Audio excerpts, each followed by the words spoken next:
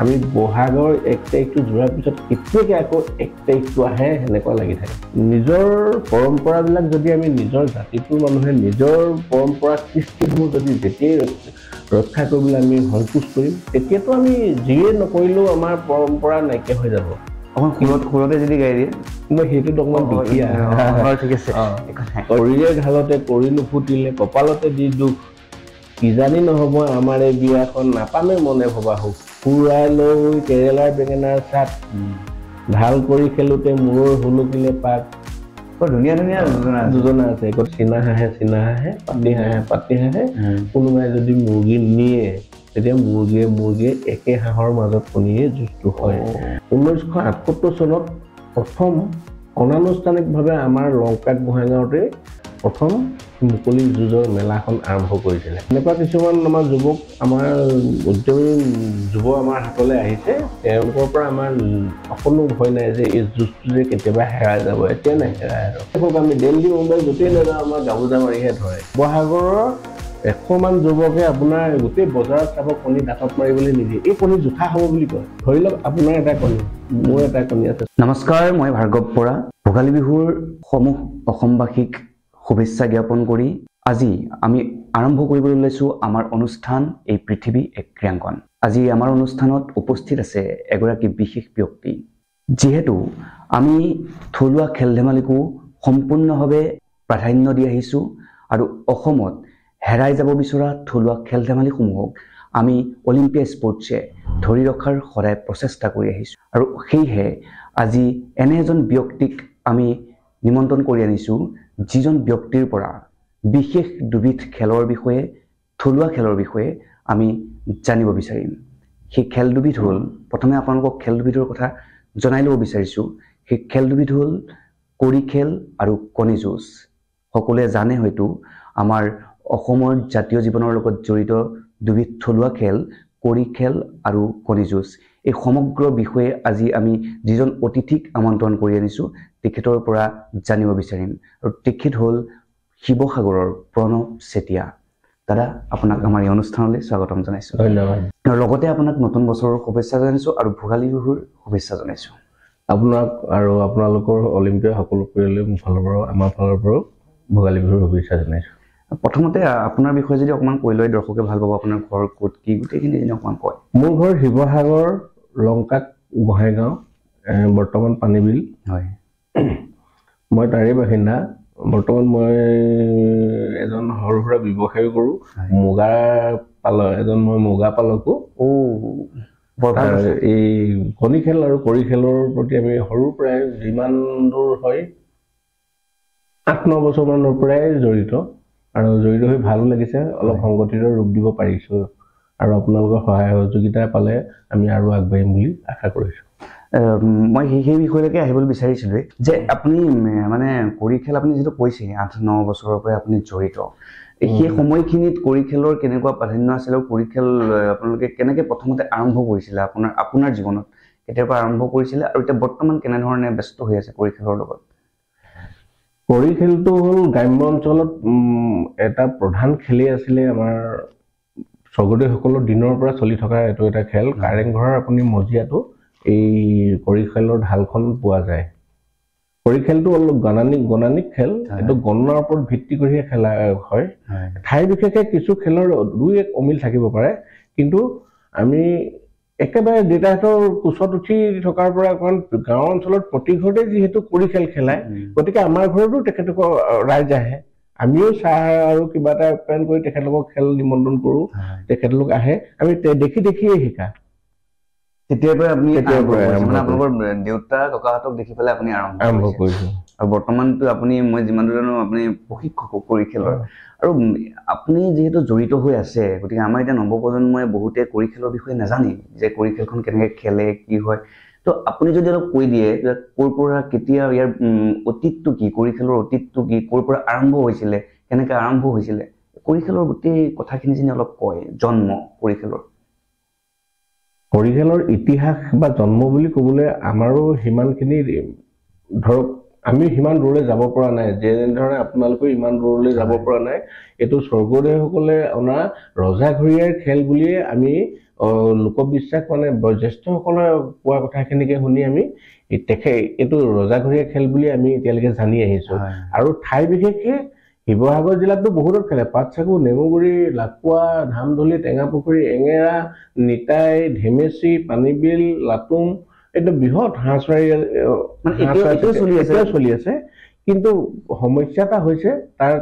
এই সমস্যাটো আমি সমাধান কৰিবলৈ আমি অলপ বিকল্প ব্যৱস্থা ল'বলগীয়া হ'ল। এই কৰি খেলখন সাধাৰণতে ঢালত পাতে, মাটিত পাতে। আগৰ ঘৰবিলাক মাটি আছিলে, ৰছীৰে ঘৰ দি পাতে। এতিয়া সাধাৰণতে সকলোৰে কংক্ৰিটৰ ঘৰ হ'ল। কিন্তু খেলখন জীয়াই ৰখাৰ স্বাৰ্থত আমি যুৱকসকলে এই ফ্লেক্সত কৃত্ৰিমভাৱে বনাই আমি কৰি খেল আজি পালন কৰোঁ। এই গুটিবোৰ যিবোৰ কৰি খেলৰ গুটিবোৰ হয় যে সেইবোৰ কেনেকে কি কৰা হয়? আচলতে গুটিটো নিজে যেতিয়াই মাটি কেঁচা ঘৰত ঢাল পাতি খেলা হয় তেতিয়া খুটি পুতিবলগীয়া হয়। সেইকেইটা কিছুমানে গৰু বুলি কয়, কিছু ঠাইত কৰি বুলি কয়। যিকেইটা খুটি জোঙা কৰি পুতি দিয়ে মাটিত। কিন্তু এতিয়া আমি যিহেতু পকা ঘৰ হৈ গ'ল সকলোৱে, এতিয়া আমি ফ্লেক্সত বনাই পুৰণা কাঠৰ আমাৰ অতীতৰ জ্যেষ্ঠসকলে বনাই থোৱা কাঠৰ ওপৰত আমি চিম্বলিক ভাৱে গুটিটো বনাই লওঁ। আৰু ইয়াৰ পদ্ধতি কেনেকুৱা? অকণমান নিয়মটো যদি অকণ কৈ দিয়ে মানে ভাল পাব, কাৰণ আমাৰতো এতিয়া একদম নাইকিয়া হৈ গৈছে। নতুন প্ৰজন্মই অকণ শুনিলে ভাল পাব, আগ্ৰহী হ'ব খেলিব। কৰি খেলৰ সাধাৰণতে নিয়মটো ঠাই বিশেষে অলপ পকা ঘৰ কৰি কটা, কেঁচা কৰি কটা মানে নিয়মটো অলপ বেলেগ হ'লেও মূলতঃ একেই। ৯৫% কৰি খেলৰ নিয়মটো একেই। প্ৰথম কথা হ'ল কৰি খেলৰ 4টা দলে খেলিব পাৰে। লুডু খেলৰ নিচিনাই ঢালখন হয়, কিন্তু তাত দুডাল চিৰি থাকিব, ভিতৰৰ চিৰি বাহিৰৰ চিৰি থাকিব। লুডু খেলৰ দৰে আপোনাৰ ষ্টাৰ থাকিব, য'ত লুডু খেলত ষ্টাৰ থাকে, কাটিব নোৱাৰা জেগাডোখৰত লুডুৰ গুটিটো। ইয়াতো ঠিক তেনেকে আপোনাৰ সেইটো চিৰৰ ঘৰ বুলি কয়। সেইটোত পৰিলে কৰিটো কাটিব নোৱাৰে। লুডু খেলখন বাওঁ হাতেদি আৰম্ভ হয়, কৰি খেলখন সোঁ হাতেদি আৰম্ভ হয়। এটা কৰি জন্ম হবলৈ হলে সাধাৰণতে হাতৰ মুঠিৰে ধৰা কৰি আমি 6টা ল'ব লাগিব। 6টা কৰি লৈ মাৰি দিলে কৰি ঢালখনত খোৱাব জানিব লাগিব, চিৰত খাব লাগিব, গাৰ ঢাল পাৰ হ'ব, এটা গুটি হ'লেও পাৰ হ'ব লাগিব, নহ'লে এটা গুটি হ'লেও গাৰ ঢাল ফালে নিজৰ ঢালখনৰ ফালে থাকি যাব লাগিব। আৰু কাষৰ চিৰত আপোনাৰ ভিতৰ চিৰত বাহিৰ চিৰত খাব লাগিব। আৰু খোৱাৰ পিছত এটা যদি কৰি ওপৰলৈ মূৰ কৰি ওলায় সেইটোক 10 ধৰে। 10ত এটা পোৱা পায়।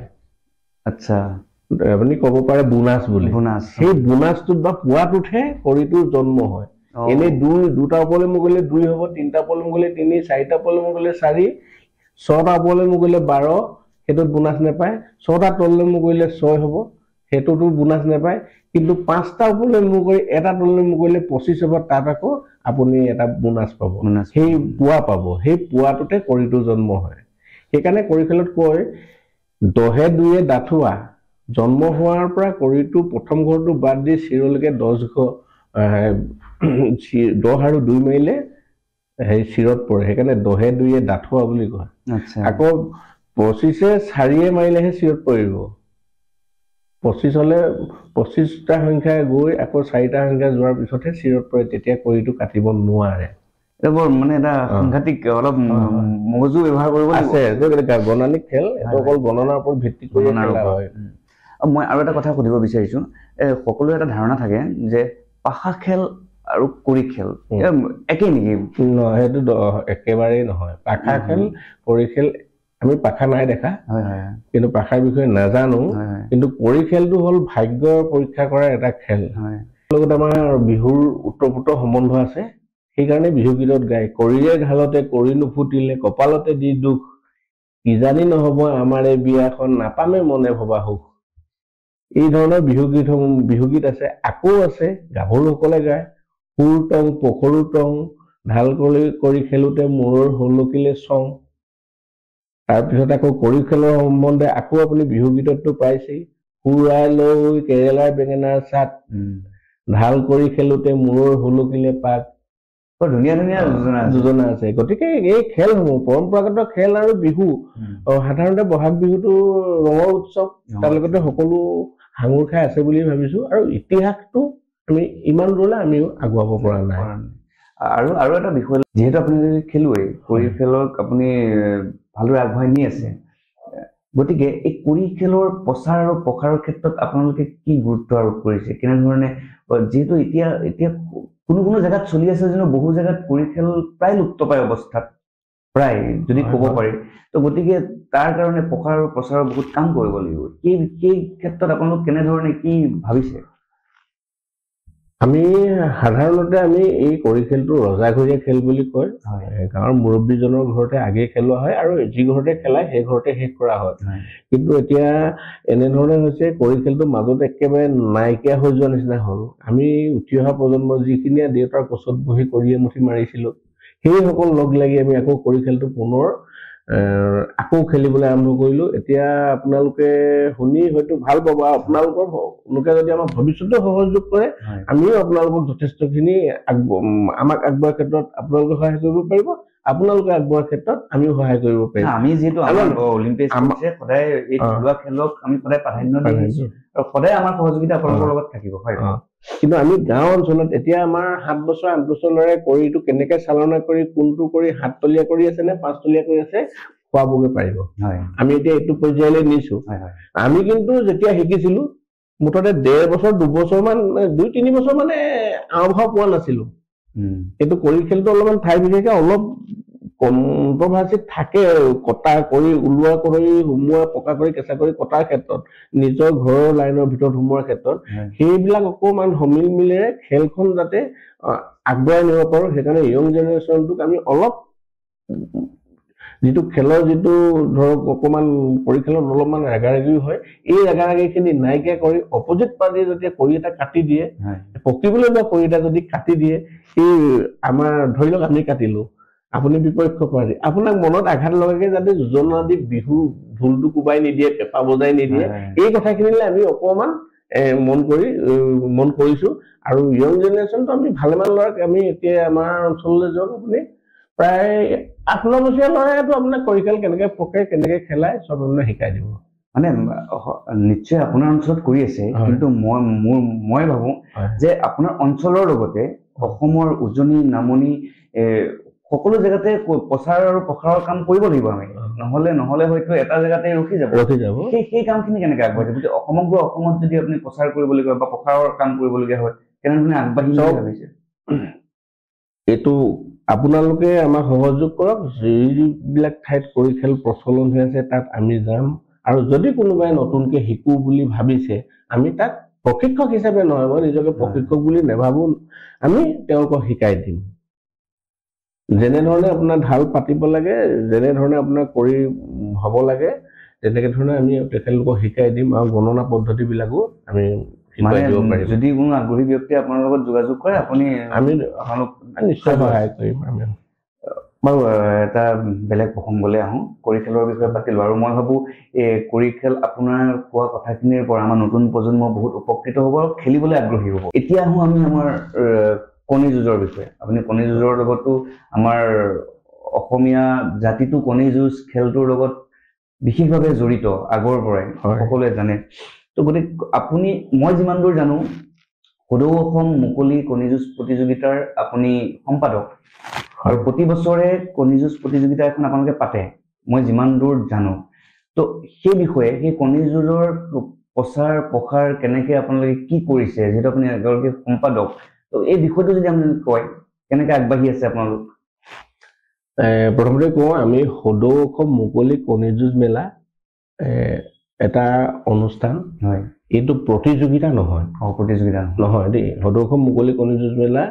তাৰ যুঁজাৰুসকলে কোনোবা প্ৰতিযোগিতামূলক যুঁজ পাতিলে যায়, যুঁজ কৰে, কিন্তু সেইখন মুকলি অনুষ্ঠান। এদিন আমি যিমানখিনি এতিয়া লখিমপুৰৰ পৰা আহে, চিলাপথাৰৰ পৰা আহে, ডিব্ৰুগড় ডিষ্ট্ৰিক্টৰ পৰা আহে, যোৰহাটৰ পৰা যায়, যোৰহাটৰ পৰাও যায়, তাৰপিছত আপোনাৰ ডিব্ৰুগড়ৰ পৰাও যায়। এইসকলে এনেধৰণৰ এতিয়া প্ৰায় আপোনাৰ 600 ওচৰা-ওচৰি আমাৰ যুঁজাৰু হৈ গ'ল। আৰু আপোনালোকক আমি গৌৰৱেৰে ক'ব পাৰো, গুৱাহাটী ইউনিভাৰ্চিটিৰ ভাইচ চেঞ্চেলৰ ৰিটায়াৰ হৈছে আমাৰ সুনীল বৰুৱা ছাৰ, হেড ডিব্ৰুগড় ইউনিভাৰ্চিটিৰ ছাৰ, তাৰপিছত ডিফু হাইকোৰ্টৰ জাজ তেতিয়া যায় তাৰপিছত এনেধৰণে বহুত উচ্চ পদবীধাৰীসকলে আমাক যথেষ্টখিনি সহায় কৰিছে আৰুতো আছেই আপোনাৰ প্ৰাক্তন মন্ত্ৰী হিৰণ্য কোঁৱৰ ডাঙৰীয়া তেখেত অসুস্থ তেখেতে যিখিনি শিৱসাগৰ ডিব্ৰুগড় যোৰহাটত যিখিনি যুঁজাৰু আছিলে তেখেতৰ প্ৰচেষ্টাতে কিন্তু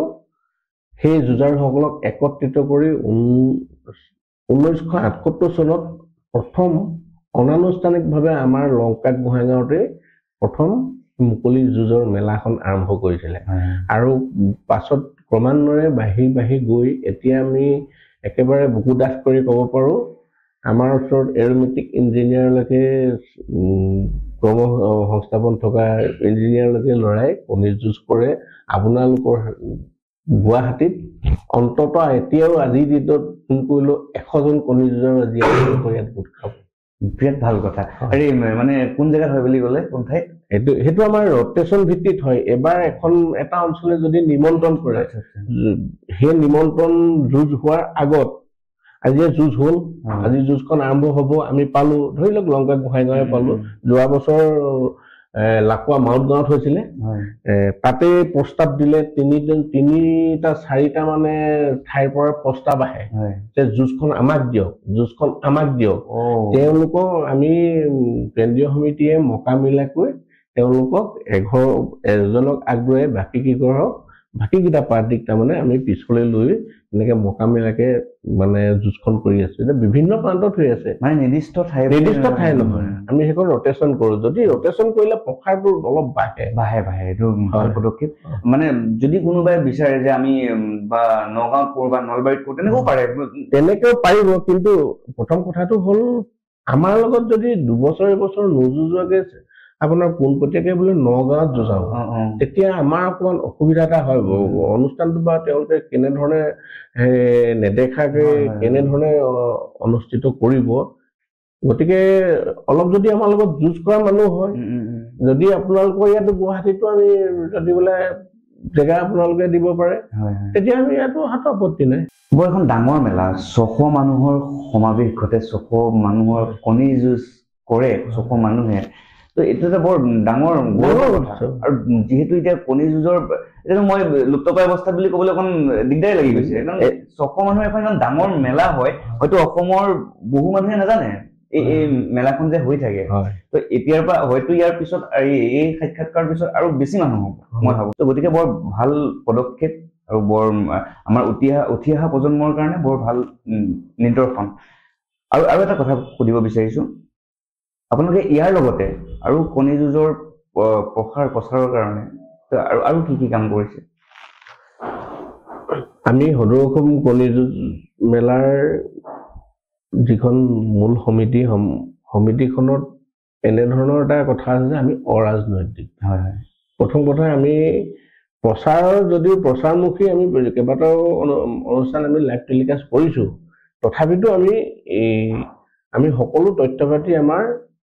78ৰ পৰা 1978 চনৰ পৰা আমাৰ ৰেজিষ্টাৰ আছে কোন অঞ্চলৰ পৰা কেইজন প্ৰতিনিধি গৈছিলে গৈ প্ৰথম অৱস্থাত কিমান জনৰ পৰা কিমান হ'লগৈ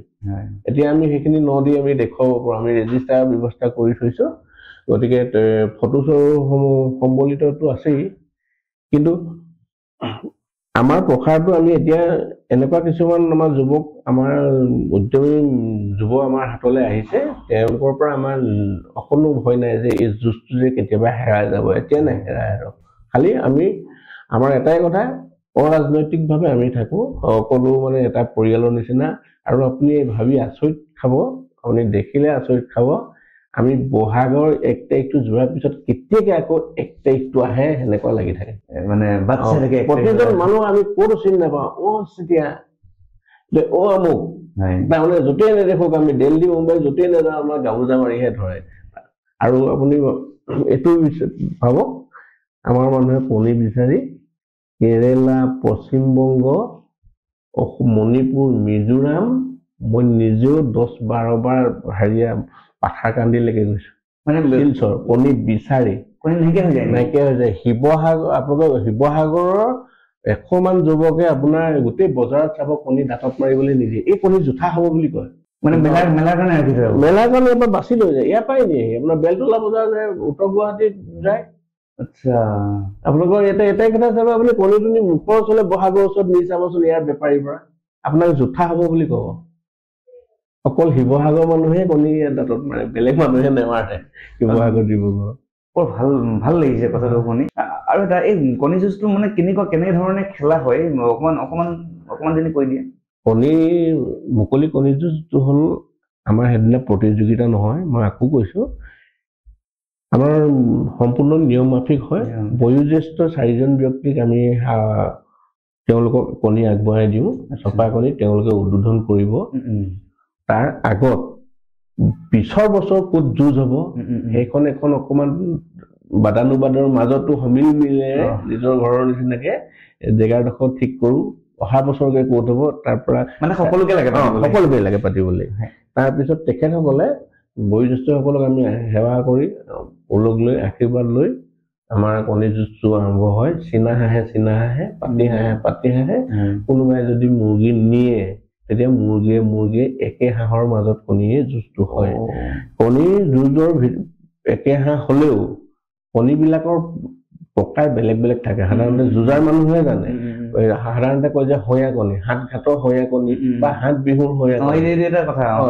এনেকৈ কয় তাৰমানে ঘাট কেন্দ্ৰিক সভ্যতা হোৱাৰ কাৰণে আমি এইটো এনেধৰণেও ক'ব পাৰোঁ যে 7টা ঘাটত যুঁজাই যিটো কণী থাকে সেইটোৱে হয়া কণী হাত ঘাটৰ হয়া কণী হেভি তাৰপিছত আকৌ ক'ব 7 বিহুত গোটেই বহাগৰ বিহুতো কণী যুঁজাই থাকে সেই 7 বিহুতো নভোৱা কণীটোক আমি 7 বিহুৰ হয়া কণী বুলি কওঁ এই কণী যুঁজটো সেই হয়াই চফাই আকৌ লিকতি হয়া আছে লিকতি টান ধৰিব নোৱাৰে কিন্তু কণীটো যথেষ্ট টান লিকতিয়ে এনেকে 2-4 ফলীয়াকে যুঁজোৱা হয় ধৰি লওক আপোনাৰ এটা কণী আছে মোৰ এটা কণী আছে চফা কণী আপুনি মই গোটেইটো যুঁজাম মূৰে পিছফালে যুঁজাই যিফালে থাকিলে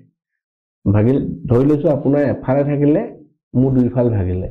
আপোনাৰ কণীটো মই সন্মানে দিলো তাৰপিছত আপোনাৰ থকাটোত মই দুবাৰ মাৰিম সেই একে ৰেঞ্জৰ কণী তাৰপিছত আপোনাৰটো ভগাৰ পিছত মোৰ যেতিয়া দুইফাল থাকিব মই আপোনাক টানৰ ফালটো পাতিম আপুনি মোক সেই টানৰ ফালটো ভাঙি লৈ যাব লাগিব এই 2-4 আপুনিতো মাৰিবই লাগিব যিহেতু আপুনি এজন যুঁজাৰু হলে মই যুঁজাৰু হলে মই আগৰ কণীটো কিমান কোৱালিটি কণী মাৰি মোৰটো হাৰিছো কিন্তু মই জানিম মই তাৰ ওপৰত কণী উলিয়াম ওপৰত দিম কিন্তু তেতিয়া আপোনাৰ ভগাৰ পিছত আপুনি আকৌ কিমান কোৱালিটি কণী ভাঙিলে আপুনি যুঁজাৰু হলে আপুনি গম পাব ন আপুনি তাৰ ওপৰত কণী মাৰিব লাগিব ঠিক তেনেকে মই দুইফালে থাকিলেও মোৰ এফাল ভাঙিলে মই আপোনাক দিব লাগিব আচ্ছা বৰ সুন্দৰ ভাল লাগিব খেলি তাতে থৰ ধৰিও হয় কোনোবাই ঢিলা কণী নি টান নিচিনা কৰি লৈ যায় তাৰ পৰা সলনি হয় এইবিলাক ফূৰ্তিবাজ খেল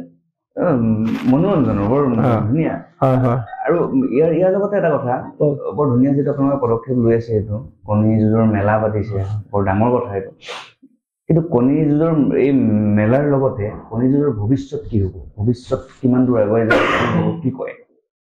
আৰু এটা কথা কওঁ এইখিনিতে লগতে সুধি দিছো যিহেতু আমাৰ বিহুৰ লগত অতীজৰ পৰা বিহুত কণী যুঁজৰ খেলটো প্ৰচাৰ হৈ আহিছে চলি আহিছে সকলোৱে জানে গাঁৱে জানে গতিকে আপোনালোকৰ বাবে আৰু সহজ হৈ আছে ইয়াক প্ৰচাৰ কৰিবৰ কাৰণে তো ভৱিষ্যত কি পৰিকল্পনা কৰিছে আৰু ইয়াৰ ভৱিষ্যত কিমান দূৰলৈ কেনেধৰণে পৰিকল্পনা কি আছে আমাৰ পৰিকল্পনাটো হ'ল আমি হেৰাই যোৱা বস্তুটো আমি এক হৈ সমূহ যুঁজাৰুসকল এক হৈ আহি আজি যুঁজ কৰিছো আমি চামে বেষ্ট আমি পৃথিৱীৰ পৰা আঁতৰি যাম কিন্তু নিজৰ পৰম্পৰাটো ৰক্ষাৰ স্বাৰ্থত উঠি অহা যুৱকসকলক আমি যেনেধৰণে তেওঁলোকক অনুপ্ৰাণিত আমি কৰি আমি আমাৰ মাজলৈ লৈ আহিছো তেওঁলোকেও এতিয়া উঠি অহা সকলে আৰু আমাতকৈ দুগুণ সংখ্যা যুঁজাৰু আমাৰ ওচৰলৈ আনিছে গতিকে আমি ভাবো প্ৰসাৰটো এই ধৰণে হ'ব আমাৰ এইটো এনেকুৱা এটা কথা নহয় যে আমি কিবা এটা পইচা দিম বা কোনোবা যুঁজাবলৈ আহক নিজৰ পৰম্পৰাবিলাক যদি আমি নিজৰ জাতিটোৰ মানুহে নিজৰ পৰম্পৰা কৃষ্টিসমূহ যদি যেতিয়াই ৰক্ষা কৰিবলৈ আমি সংকোচ কৰিম তেতিয়াতো আমি যিয়ে নকৰিলেও আমাৰ পৰম্পৰা নাইকিয়া হৈ যাব নিজৰ গতিকে আমি প্ৰতিজন আমাৰ যুঁজাৰুসকলক আমি মানে বাৰম্বাৰ যে বন্ধু নিচিনাকে 8 বছৰীয়া এটা যুঁজাৰুৱে ল'ৰাই 80 বছৰীয়া এজন যুঁজাৰুক মানে কণী যুঁজৰ মাধ্যমেদি মানে ধেমালি মানে চেলেঞ্জ কৰিব পাৰে এইটো গতিকে আমি ভাবো এই প্ৰসাৰটো পৰ্যায়ক্ৰমে হৈ গৈ আছে হ'ব আমি কিন্তু যেতিয়া নিজস্বতাবোধটো নাইকিয়া হ'ব জাতীয়তাবোধ নাইকিয়া হ'ব কৃষ্টি সংস্কৃতি যদি নিজৰ কৃষ্টি সংস্কৃতিলৈ পিঠি দিওঁ তেতিয়াতো আপুনি একো কৰিব নোৱাৰে কিন্তু আমাৰ বোধেৰে আমাৰ ইমানখিনি শিক্ষিত উচ্চ সমাজৰ লগত আমি একেলগে যুঁজ কৰি আহিছো তেতিয়া আৰু আমাৰ ভয় ভাৱ নাই ধন্যবাদ আপোনাৰ কথাখিনি বৰ ভাল লাগিলে আৰু মই ভাবো আমাৰ দৰ্শকেও খুব আমোদ পাব আৰু যি হেৰাই যাব ধৰা কৰি খেল বা কণী যুঁজ এইখিনি আপোনালোকে ইমান ধুনীয়াকৈ ধৰি ৰখাৰ এটা প্ৰচেষ্টা চলাই আছে আৰু সেই প্ৰচেষ্টা সদায় অব্যাহত থাকক সেই কামনা কৰিছো আৰু ইমানখিনি সময় আমাক এই অনুষ্ঠানত দিয়াৰ কাৰণে আপোনাক ধন্যবাদ জ্ঞাপন আপোনালোককো ধন্যবাদ থাকিল এয়া আছিল প্ৰণৱ চেতিয়া আপোনালোকে নিশ্চয় শুনিলে প্ৰণৱ চেতিয়াৰ যি প্ৰচেষ্টা হেৰাই যাব ধৰা কৰি খেল কণী যুঁজ আদি খেলসমূহক তেখেতে ধৰি ৰাখিবলৈ অবিৰতভাৱে চেষ্টা কৰি আহিছে আৰু মই ভাবোঁ তেখেতৰ এই প্ৰচেষ্টাৰ জৰিয়তে নতুন প্ৰজন্মই এই হেৰাই যাব ধৰা খেলসমূহক আকৌ এবাৰ চিনাকি হ'ব সেই আশাৰেই এই পৃথিৱী এক ক্ৰীড়াংকন অনুষ্ঠানৰ পৰা মই ভাৰ্গৱ বৰাই বিদায় লৈছোঁ চাই থাকিব অলিম্পিয়া স্পৰ্টছ